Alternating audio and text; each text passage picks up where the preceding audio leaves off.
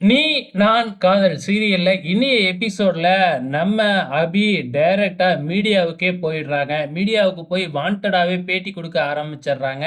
ஏன்னா, நம்ம அபி தான் மதுவுக்கும், ராகவுக்கும் கல்யாணம் பண்ணி வைக்கிறதுல இருந்து பின்வாங்க மாட்டேன் அப்படின்னு சொல்லிட்டாங்க இல்லையா? அதனால மீடியாவுல போயிட்டு இந்த மாதிரி ராகவும், அபியும் என்னோட கல்யாணத்துக்கு முன்னாடியே விரும்பி இருக்கிறாங்க ஒருத்தருக்கு ஒருத்தர். அப்ப ஆக்சிடென்ட்ல இறந்துட்டதா பாத்தீங்கன்னா, இதுவரைக்கும் எல்லாருமே நினைச்சுக்கிட்டு இருந்தாங்க. எதிர்பாராத விதமா எங்களோட கல்யாணம் நடந்துருச்சு. எங்களுக்கு இந்த கல்யாணத்துல 2 பேருக்குமே பாத்தீங்கன்னா, எந்த சம்பந்தமும் இல்ல.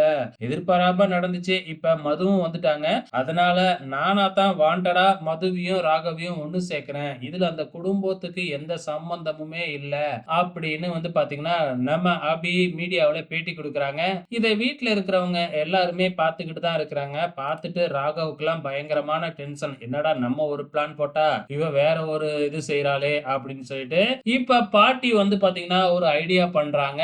அது என்ன அப்படின்னு பாத்தீங்கன்னா, எப்படியாச்சும் அபியோட மனச மாத்தணும் அப்படிங்கிற ஐடியா தான். இப்ப என்ன நடக்குது அப்படின்னு பாத்தீங்கன்னா, வீட்ல பாத்தீங்கன்னா சாமி கும்பிடுறாங்க. இன்னைக்கு அம்மனுக்கு உகந்த நாளு. அதனால ஒவ்வொருத்தவங்களும் பாத்தீங்கன்னா, தன்னோட மாங்கல்யம் நிலைக்கணும் அப்படிங்கிறதுக்காக சாமி கும்பிட்டு சாப்பிடாம இருந்து விரதம் இருக்கணும் அப்படிங்கிற மாதிரி சொல்றாங்க. அதே மாதிரி எல்லாருமே இருக்கிறாங்க. அபியும் சேர்ந்து இருக்கிறாங்க. அபி இருந்துகிட்டு சாப்பிட மாட்டேங்கிறாங்க. "நீ எதுக்காக விரதம் இருக்கிற? நீ தான் என்னை விட்டு போக போறல்ல. நீ விரதம்லாம் ஒண்ணும் இருக்க தேவையில்ல. சாப்பிடு" அப்படின்னு ராகவ் அபி கிட்ட சொல்றாங்க. ஆனா அபி இருந்துகிட்டு சாப்பிடாம, "இதானே நான் உங்களுக்காக கடைசியா இருக்கிற விரதம். அதனால இருந்துட்டு போறேன்" அப்படின்னு சொல்லிடுறாங்க.